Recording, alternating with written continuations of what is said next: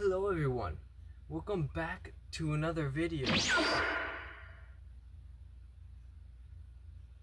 Anyways, welcome back to another video, guys. And sadly, it's been 2 weeks. I apologize for being away for I think 2 weeks. But 5 days ago, a new chapter just dropped, and it was a banger. Oh my goodness, and we have to review it. I do not want to skip it. I need to read it with you guys. I need to review it.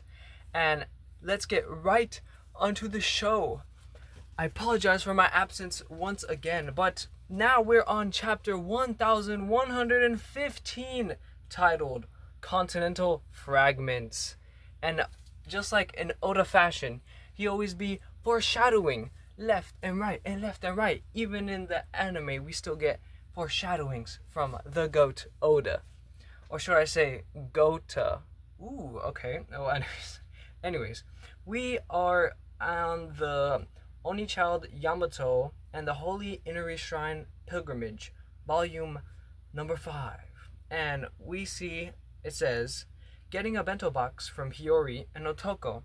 So basically, they're packing our lunch, basically for the pilgrimage, because last chapter we saw that Kinemon trying to tell Yamato to take a sword back to the shrine. And that was last chapter. But anyways, enough with that rambling. We are cutting to the flower capital, Wano, and we get this nice full page spread, or not full page spread, but half a page, I'd say, or like a quarter of a page spread, and we see Wano, and guess what? We see the Straw Hat flag implanted onto the base of the mountain that they have, and we see that Momonosuke gets a transponder snail and hears Vegapunk talking about what's happening around the world and stuff, and what he found so far. And they found it in one of Orochi's possessions, and Kinemon asks if they know them. And also we see, actually, I didn't even see this until now, we see Shinobu, and she's still not fat, thank God, because that ain't it, bruh. That ain't it, bruh. She was like a dumpling, like 3 dumplings stacked on each other, bruh. Anyways, Momonosuke says, so you were like a pirate, Joy Boy, just like Luffy. And we saw last chapter, wait, actually no, it does it this chapter, my bad. Not last chapter. We cut to a jail cell at G4, and it's at a Navy base, my bad. And it says, Joy Boy, who cares? I bet you could beat him easily, right, Captain Kid? Duh, the man's already dead. That's our captain. The only thing bigger than his confidence is his belly. Yeah, I'm clearly a million times tougher than this Joy Toy. It's Joy Boy's boss. And guess who it is? It's DeMarco Black, but I think it's pronounced DeMarco Black, but yeah, it's the fake Straw Hat Pirates, and they're back at it again. But yeah, I like how he's saying that he's a million times tougher than Joy Boy when we saw what happened to Kid, and it's not nice what happened to him. I mean, he got it coming to him, but he got one shot. And now we cut back to Vegapunk speaking, and says, I do bear mind, I only have access to a handful of poneglyphs. But our combined narrative clearly chronicles... Actually, I'm going to talk in Vegapunk's voice, just for you guys. I'm going to do a little imitation. An unbelievable history of a great war in the distant past. During that period, Joy Boy faced an enemy, the organization now known as the World Government. Wait, isn't that us? Says one of the officers from the Navy. Well, he did say he was a pirate. And, okay, so Luffy, Doria, and Bragi, I think is yelling for Vegapunk, but I think it's a war curry, or a war cry. I think that's his name. Topman War Cry or something. It says, this is Vegapunk speaking, by the way. It says, back then, they were merely the allied powers, a temporary coalition consisting of 20 separate kingdoms. And then we see one of the Goros say, knocking out a bunch of transponder snails just like that, with the Conqueror's Hockey. And then it says, it can be assumed that the intelligence was an only feasible way to oppose the formidable faction to which Joy Boy belonged. And we see 3 of the allied powers, and we see Joy Boy like in this little pose, and it looks pretty cool. We get, so basically, that kind of confirms that there's Joy Boy, Sun God Nika, and basically Luffy. So there's 3 users of the Gomu Gomu no Mi that we know as of now, which is kind of cool to think of. Like, pretty sick, dude. But anyways, it says, I'm afraid that the cause of this conflict title alludes to me, so I do not presume to judge the morality of the combatants. I can, however, say that this war was a clash of 2 opposing ideologies. I mentioned earlier that Joy Boys was into a fantastical civilization.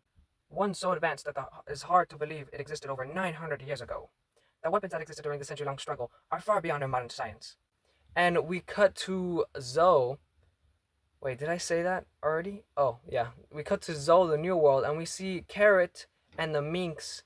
They're saying, that's amazing. Yeah, we just cut to a bunch of people. We also cut to Foxy, and it looks like he has a mustache and a beard. Like, it's very weird. And they're still on the sailing ship. They probably lost again or something. I don't know. He's like, what a peanut-headed fool saying. Oh, boss, you're making me hungry. Such technology is baffling, even such a genius such as myself. He's so big-headed, poo poo poo poo poo. It's that, like, one dude. I'll probably put a picture on it on screen. On screen, I mean, my bad. And therein lies a problem. And we cut to the Labo Stratum where Stussy and Kaku is. And I think, Edison contacts Stussy, and they basically say to get out of there, but she still wants to protect the Straw Hats. But then she's basically saying that, Edison is basically saying that it's fine because the dome is already down, so we can't even do anything about that. So she's probably going to get out of there, I don't know. And then Edison is saying, we've done all we can for them. I'm sure they'll make it somehow. And we cut to Jinbei and Zoro, and Nami is saying, how much longer, Jinbei? And he says, my apologies, we're almost there, there's nothing to apologize, we were just busy. For real. I don't know what Zoro's doing, could have one-shot Lucci, I don't know what he's doing, for real. And he still got back up, like, you can go all out, Zoro. I mean, he's trying to save his stamina, I get that, probably, but yeah. And then, I'm pretty sure, I don't know who's saying this, I think it might be Chopper, but it says, is that you, Zoro? You're gonna get it later. What? Anyways, it says, now hurry up, they're moving their ships to the blockade of northeast coast. I'll never forgive you if we get blasted out the water after all this, says Nami. And basically she's relieved that the Straw Hats are okay and everything, and she's like, but now I have no purpose. But then we see Kaku's like, I don't know, I'm guessing that Kaku's gonna maybe be like, imagine if he like says, alright then, I'll help the Straw Hats, and then Lucci joins. That's not happening, bro. But anyways, we cut back to that one Gorosei dude who's a half skeleton horse. And it's Bonnie, Oimo, Kashi, and Sanji. Sanji got like crushed by the Gorosei member, and he just falls on the ground. My boy Sanji, what happened to you? What happened to your durability? I doubt he's down for the count, but I wonder why he fell when he got chomped up. But then Bonnie says, don't let them use his sword. This geezer could cut anything. Well, last chapter... Wait, no, not last chapter. Was it last chapter? Oh yeah, he got cut. I think it was Oimo. Or Kashi. Yeah, it's Oimo. That big one. And then it says, sense the living voices. Bonnie, the Gorosei dude. And then he kicks the Kashi, I'm pretty sure. And goes to slice and dice Bonnie. But then Frankie comes in and saves her because she was in her giant form. I think she went back down to size. And yeah, he can literally cut anything, it looks like. And he cut the helmsman of the ship of Dorian Bragi's ship, I think got cut. One of theirs. Anyways. It says, I can't maintain distorted future for very long, says Bonnie. And so she does have a limit to distorted future. She can't just be in it all the time. But yeah, she has a limit. And then we cut to Vegapunk saying, the Void Century ended with Joy Boy's defeat. So we get that bombshell dropped on us. And says, how much do you intend to save, Vegapunk? And he leaves the Gorosei. half skeleton horse dude just leaves from the fight, and he does some crazy stuff. Let me read a little bit here, guys. Just wait a second. So basically, Nose Juro, that's his name, I'm pretty sure. It says, there are too many life forms here. And he cuts the entire dome like in half, the clouds. And we can see some like machinery in there. And then it's also just clouds. And he just cuts it all in half. Like, that's very impressive. Basically what Law did in that one scene of Punk something, I don't know. Look at the Vegapunk. And it says, but after the aftermath, the grander consequences, the wake of the incident conflict scarred the world, and those scars never healed. The government members and the pacifistas, the ones that are clones of the warlords, they all fall down. And yeah, those government members are probably gonna die, but those other, maybe some of them, no Geppo, who knows? It doesn't matter anyways. I mean, it does matter, but it says, we all know travel between islands is excruciatingly difficult. The seas are one must traverse, so vast and perilous. Most people are content to live and die at their own place of birth, never experiencing any culture other than their own. And then they say, isn't that obvious? Yeah, everybody knows that. The scenes are dangerous. And then he says, Vegapunk says, that is common knowledge to us.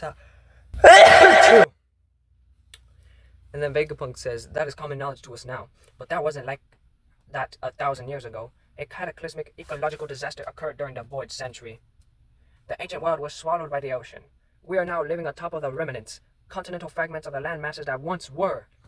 So we get the bombshell dropped that the entire world used to not be submerged, is now submerged into water. And it used to be one big planet. Like, no wonder it's just a bunch of sea half the time because the water levels are just rising. I don't know why. Actually, Emo just probably just been blasting and then sea level somehow rises. I don't even know how that works. Like, okay, so if water was going into a giant hole, wouldn't the water level go down? I'm not a scientist or water expert, but I think it should go down because that's not happening. It's actually rising somehow. But yeah, we also see in the Shimotsuki village, I think, or no, not there. It's where Zoro was a little kid at. It's where Zoro trained when he was a little kid. And we see the duties training and hearing also this message. And we also see the revolutionaries are also tapping into the message as well. And they're all shocked by it. Ivankov, Dragon, and Sabo. And it says, the world of a millennia ago sleeps unseen at the bottom of the ocean. I know it's hard to believe by my word alone, but there really are multiple continents back then. And then we see Nojiko and the Windmill Village. No, that's Luffy's place. We see Orangetown. The place where Nami used to live. I'm just gonna call it that. But yeah, we see Nojiko and all of them. And it says, this change in the world helps explain how a century of history could be censored. A feat that seems high impossible, but it makes sense. And then Vegapunk says, this change in the world helps explain how a century of history could be censored. A feat that seems nigh impossible, but it makes sense when you consider the undeniable conclusion of the data points. So within a mere century, an average sea level rose by a staggering 200 meters. 200 meters, bruh. Like, since I live in America, I obviously don't know what meters are because they don't teach us that. I only know feet. So, Oda kind of helps us with this to put into perspective. The Navy is going crazy. They're like, what? 200? That's insane. And it says, a warship is only 60 meters tall. No wonder the old world disappeared. Oh, wait. It says, hey, stop listening to this crap. We have work to do. The Seraphim and all those imprisoned Cypherpol agents are spotted falling out of the lab building. We've got to rescue them. And we see people in a bar. I don't know if that's, what's his name? Oh, wait, no, he's dead. But he looks like, the straw dude who has the straw doll fruit. I don't know. Hawkins? It's Hawkins. It looks like Hawkins is there, but that's not Hawkins, I'm pretty sure. And we see at the Sakura Kingdom, Chopper's hometown, it says, and we see Dalton saying, "Is that really possible?" And then we see the old person, it starts with a K, I don't know her name, but it says, "Even now in this world, still finds a way to keep it interesting." And then we see the painting girl, and basically we see in the town that they're in, it says, "That mountain is 200 meters tall." And it looks like a huge mountain. So in just 1,000 years, that's a lot of time. Imagine that happened in real life. We're done for. Anyways, it says, "That begs the question, how and why did such a flood occur? Naturally, our first inclination might be to assume that it was some kind of natural disaster. However, I could say that it certainly was no such thing. It was a man-made calamity." And we see at the Coup News, we see Vivi, Morgans, and Wapple saying, "You can't be serious." Or Morgans just says that, and it says, and Vivi's like shutting him up. He's like, "Shut up," covering his mouth. And it says, "If this catastrophe was brought about by natural means, there would be records noting early warning signs several centuries earlier. It was a severe world-altering event after all. But all my research into meteorology, geology, ecology, and atmospheric science confirm that there is no such natural buildup. It is impossible for such a drastic change to happen spontaneously within a span of a mere 100 years, meaning the cause lies elsewhere. My suspicions were confirmed a few days ago when I analyzed the world current sea levels. This will be hard to accept, but that disaster 800 years ago was caused by ancient weapons technology capable of sinking the world." And we're actually nearing to the end of the chapter. My bad, this is a yap session, guys. It's yap session today. But I'll put that in times 2 speed for you guys. That was the very same firepower evidently still exists, just waiting to be used again. In other words, the Great War, which ravaged the world during the Void Century, is still ongoing. And we see Emu, actually. We actually see Emu for finally, after 50 chapters. And this time, they're not sweating. Most characters just show up and they're just sweating. They're just sweating for no reason. Maybe for a reason, but I don't know. It's just, yeah. We see Eve up. My bad. My phone fell. Anyways, it says, "The genius sheds light on a forgotten history." But that's the chapter, guys. We know, basically, what we know right now is that Joy Boy is some sort of god, or the fire god or whatever, sun god Nika. And then so there's Joy Boy, the sun god, and then Luffy.